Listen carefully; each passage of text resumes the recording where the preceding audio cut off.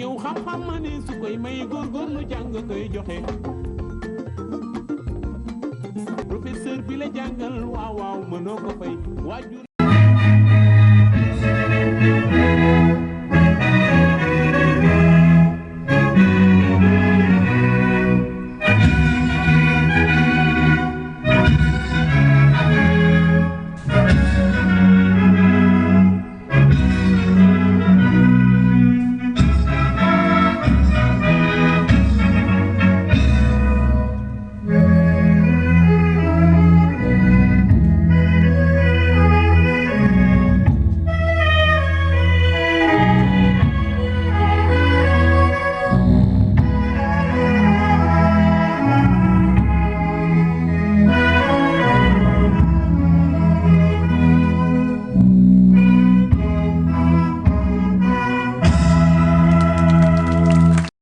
la parole en leur nom,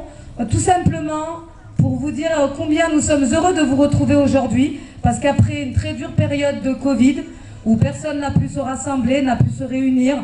les enseignants, les agents pédagogiques, les agents de nettoyage, les agents de sécurité, l'administration sont vraiment très heureux de retrouver les parents d'élèves, les familles, pour fêter ensemble des lauréats qui ont travaillé très dur, malgré les 2 années qui ont précédé, qui ont été très difficiles pour eux. Donc nous sommes là pour les fêter, nous sommes là pour eux aujourd'hui. Je voudrais aussi remercier tonton Ablaye et son équipe, qui depuis 2 jours restent très tard, qui ce soir vont aussi rester très tard,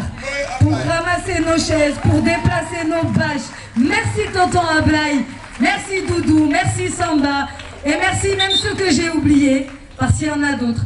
Merci aussi à tous les enseignants pour le travail qu'ils ont fait, qui ont permis de décorer, qui vont nous permettre aujourd'hui de décorer des lauréats, de très belles mentions. Et donc je félicite au passage tous ces lauréats. Et le comité d'organisation espère que cette fête sera belle, que vous allez l'apprécier, que les familles vont l'apprécier. Et nous vous souhaitons au nom du groupe scolaire Étienne et Monique, vraiment beaucoup de réussite dans vos autres diplômes, dans vos études supérieures, dans votre vie professionnelle plus tard. Voilà, belle fête à tous. Merci beaucoup.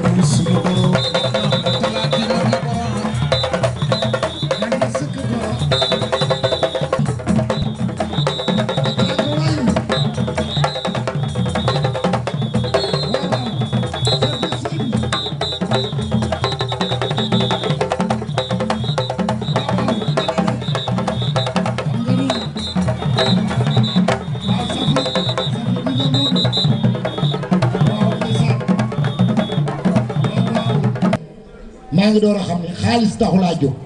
ndax ku jàngale ba école tëj nga war a jël sa xaalis am leneen loo ci investir ngay organiser fête gii jël ay millions neexale ko xale yu mën a jàng yi pour que ñi topp seen ginnaaw jàng ni ñoom ndax école excellente bi nga am mu continuer à être une excellente école kookoy ki jël turu ngaar yi sant seen ndax tukulóor yi dañuy wax ni ngaar yi ngi duubi jeegom jiite jëyi gàllaa jëyi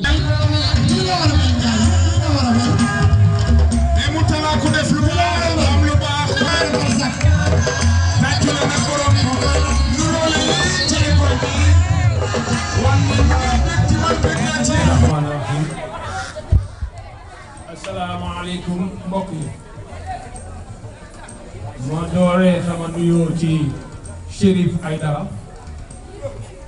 sama dëkkandoo sama am di jàmm sama lépp ndax moom moo ñëw ci koñ bi ne man doomu Chérif la waaye dama bëgg bàyyoo la loolu nag di lu rëy ci man kon Chérif man nangu ma bàyyoo bi taalibe bi laa nangu jërëjëf messieurs les inspecteurs, monsieur le président de l'APE Alhaji Yoro Mbaye, mesdames, messieurs les parents d'élèves à vos rangs et grades, chers amis de la Belgique, Amélie Niane, Anne Niane Blontrop et Demba Niane, mon cousin, monsieur le président du CAPEP Mbour 1, je ne l'ai pas encore vu, chers collègues membres du CAPEP, mesdames, messieurs les directeurs, proviseurs, censeurs et surveillants, chers travailleurs, vacataires et prestataires, monsieur le président du comité directeur, du comité d'organisation, mesdames, messieurs les membres, je voudrais remercier les chères autorités qui ont bien voulu honorer de leur présence la cérémonie, remercier les parents d'élèves qui continuent à nous faire confiance. Monsieur le Président Yoro Mbaye, nous connaissons votre engagement pour le GSM, toujours à l'écoute des cellules pédagogiques qui, en quête de qualité et de performance pour nos apprenants, ne cessent de faire appel à vous. Les excellents résultats obtenus cette année sont à votre honneur. Merci à vous. Merci particulièrement à M. Alassane Mangane. Il comprendra pourquoi.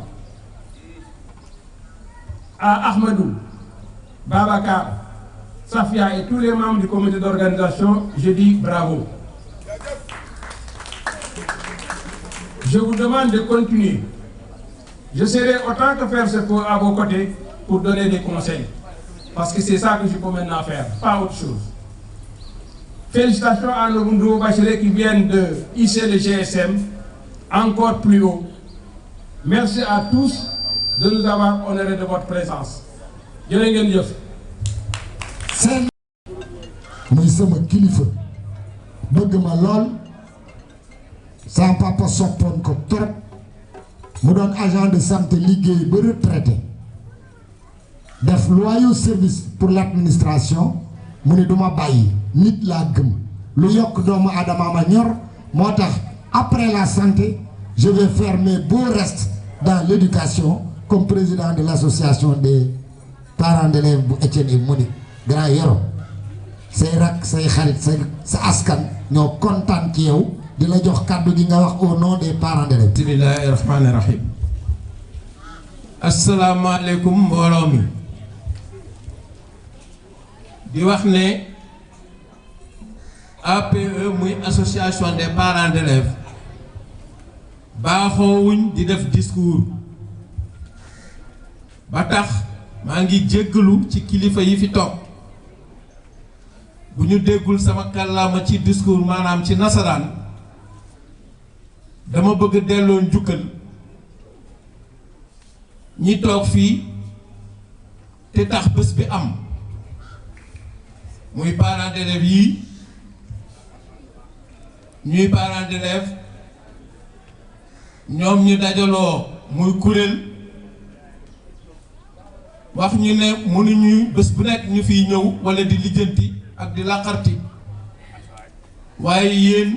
lañ fas yéene ngeen nekkal ñu fi mooy li ñu tuddee bureau association des parents d'élèves. Kalidou Ba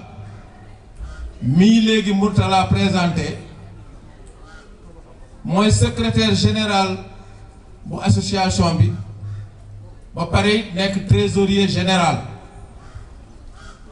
kii di jigéen di madame Kouta nekk secrétaire à l'organisation. may woo Babacar Sène dafa war a ñëw taxaw fii muy suñu conseiller financier foo mën nekk ñëwal taxaw fii ñu présenté la parce que yow yaay ki nga xam ne jaajëf Babacar waxtu wu activité ñëwee jógee maanaam préscolaire jógee élémentaire wala jógee collège lycée muy activité boo xam ne dafa jógee ci plan d'action yi nga xam ne moom lañ ñu présenté bu ñu defee la revue dañuy dem ci moom mu xoolal ñu ba xam na coût bi danañ ko àttan wala déet mu doon koo xam ne bañ nekkee ak moom ba léegi daf ñu teg ci yoon woo xam ne waxtu woo ñëwee consulter registre yi doo am loo si sikkat parents d'élèves yi nag amuñu seen pay ñu ngi leen di gërëm di leen sant ci kóolute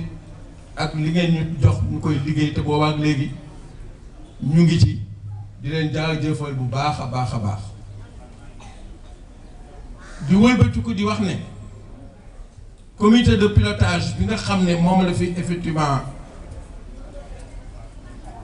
administrateur ñu koy tuddee le super planton Mourtala dama xam ne kii ngay tuddee administrateur super planton la moom la teg boppam moom la doxal ci kër gi comité de pilotage boobu nga Amadou Ngari Sène bi nga xam ne moom mooy effectivement doomam mooy président bi waaye suñ gisee lii am tey lii nii rafet ñëpp toog ci ker ndokk ba nga xamee ne ki nga xam ne mooy organisatrice bi di madame Sène Sophia weere ngi ni yoo xam ne amul jot toogul mu ngi dugg mu ngi génn te lii ma bëgg a wax nii dana am firnde parce que bu ñu demee ba ca kanam dana am yu feeñ yoo xam ne bu yaa fi soon du am ñu ngi lay remercier di la féliciter félicitations madame Sène di wax ne comité d'organisation bi nga xam ne moom lañ fi teg te moom mu piloté ko Ablaye jiite ko ñu ngi leen di sant di leen gërëm rafet na ku gis lii xam ne lu rafet la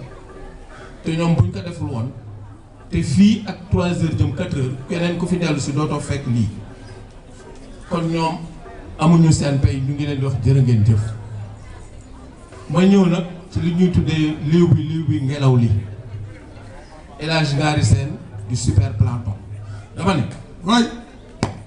association des parents d'élèves yii monsieur Diakhaté bu yàlla dogalee ba lii ñu réaliser ko nii ci moom la ñun de bañ jëlee ngeen fal ñu yéen parents d'élèves yi ba ngeen ñu faleeg léegi bu école des waaju ubbi octobre école ubbi ñu doxal ba mois de novembre li waral lii am ci yéen la jógee yéen ñii ci la jógee inscription yi ngeen di def fii dafa am lu ngeen fii bàyyi ñu tuddee ko cotisation des parents d'élèves moom lay dajale élève bu ñëw inscrire fee bàyyi fa la mu fa war bàyyi daf koy dajale li ko tàmbalee octobre bi école ubbee wala lu ko jiitu ba diggante novembre mu wooñu ba ñëw nañu yéen kat lii lañ leen fi dajaleel chèque baa ngi nii kon li nga wax ne Mourtala am na ay association parents d'élèves yoo xam ne lu nekk fay xewul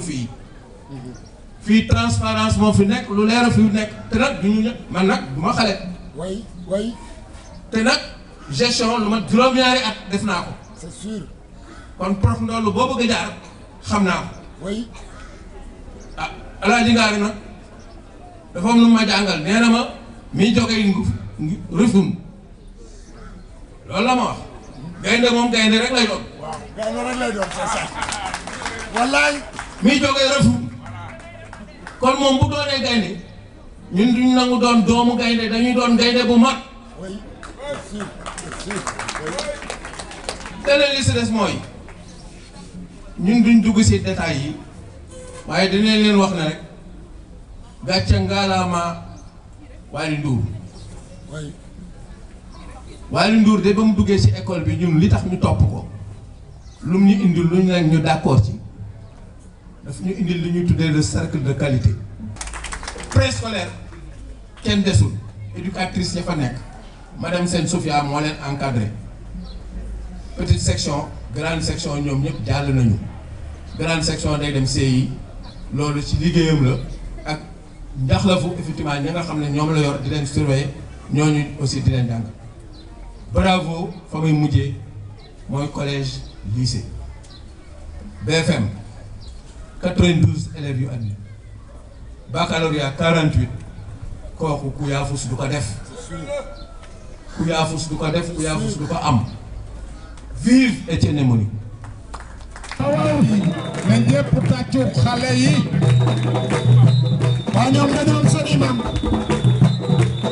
mi lii sax la ma ne lii rafet na la ma ne lii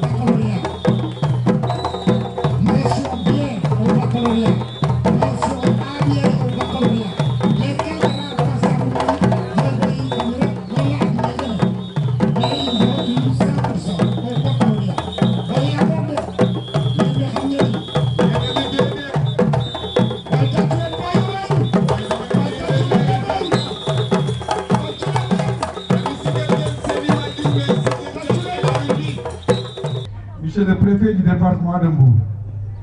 Monsieur l'inspecteur d'académie des Thiès, Monsieur le maire de Mbour, Monsieur l'IF de Mbour 1, Monsieur l'administrateur du groupe scolaire Étienne et Monique, Monsieur le proviseur du groupe scolaire Étienne et Monique, Messieurs les membres de l'équipe pédagogique, Monsieur le président de l'association des parents, chers invités, chers élèves, chers amis de la presse. La rencontre d'aujourd'hui, convoquée pour fêter nos chers enfants, est une opportunité pour nous interroger sur une question au cœur de l'actualité, les violences en milieu scolaire. Nous allons essayer de camper toutes les questions liées à ce phénomène. La démarche préconisée est de relater la parole des acteurs de l'école, les pédagogues, les élèves et les parents d'élèves sur les violences en milieu scolaire. Ils l'ont apprécié diversement. Avant de plonger dans l'analyse, donnons la définition de la violence. L'Organisation mondiale de la santé la présente comme l'utilisation intentionnelle de la force physique, de menaces à l'encontre des autres ou de soi-même, contre un groupe ou une communauté qui entraîne ou risque fortement d'entraîner un traumatisme, des dommages psychologiques, des problèmes de développement ou un décès. Une pareille définition la situe dans tous les milieux agissants. La peur a changé de camp. Nous ne sommes plus à l'ère du maître craint et respecté. Tout a changé. Des maîtres violentés, des écoles saccagées, du matériel didactique pillé sont autant de faits constatés dans nos écoles et l'œuvre de nos élèves justifie la pertinence du thème. Après quelques années d'exercice de la profession d'enseignant, un constat nous oblige à participer au diagnostic des violences en milieu scolaire. Des élèves interrogés sur le phénomène parlent d'abus d'autorité des maîtres. Selon eux, les maîtres doivent les voir autrement. L'exercice de l'autorité à l'école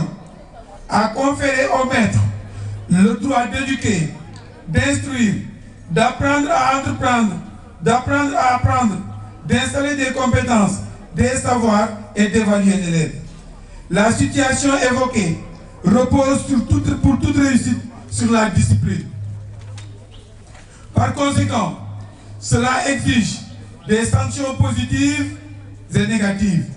La préparation à subir la sanction est là où le bas blesse. Dans le contexte actuel, la déperdition de l'autorité parentale,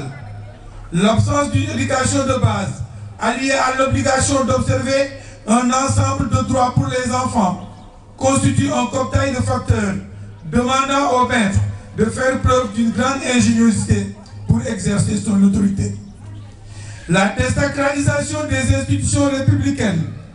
la mondialisation de l'information et l'utilisation incontrôlée des nouvelles technologies de l'information et de la communication ont lourdement contribué à une maîtrise difficile de la discipline des enfants à l'école et dans la société. Des faits de violence sont devenus une banalité pour les élèves.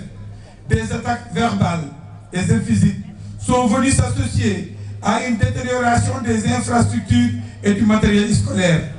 Ces 1000 raisons justifient le pourquoi des développements autour du thème. Interrogé sur le phénomène, Abdou Fati, le secrétaire général du CELS, syndicat des enseignants libres du Sénégal, s'est désolé du comportement des élèves versés dans la violence. Son avis est de voir les autorités prendre leurs responsabilités sur ces faits d'une extrême gravité nécessitant la prise de sanctions. En plus, après les sanctions, ces sollicitations sont de voir une rencontre entre les acteurs du système éducatif pour jeter les bases d'une restructuration pour que pareille chose ne puissent plus se reproduire dans l'espace scolaire. Il a rappelé les attentes faites sur l'institution scolaire, qui sont de la voir cultiver des valeurs et les inculquer aux enfants. En effet, des modules de formation, des demandes aux parents pour la surveillance continue des enfants sur ce qu'ils voient à la télé ou sur les réseaux sociaux sont à magnifier. Ces aspirations s'étendent à l'autorité à qui il exige de ne pas faillir et de prendre toutes les mesures nécessaires pour assurer la sécurité et la crédibilité de l'école. Il a conclu notre entretien à ces mots. Naturellement, nous demandons trop à l'école.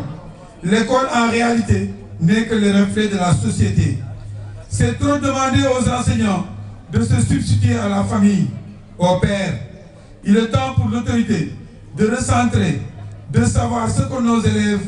font à travers les enseignements, apprentissages et de concevoir des modules de formation pour redresser la pente. Les maîtres sont appelés à comprendre toutes les mutations du monde actuel et à en tirer les implications dans tous les domaines. Le maître se doit d'être un averti, apprenant tous les jours plus que les élèves pour mieux les cerner. Les parents d'élèves sont invités à mieux participer à l'éducation de leurs enfants en les encadrant de manière soutenue. Je vous remercie de votre attention. ñàkk jàng musiba la ci nit ku nekk mu mën a doon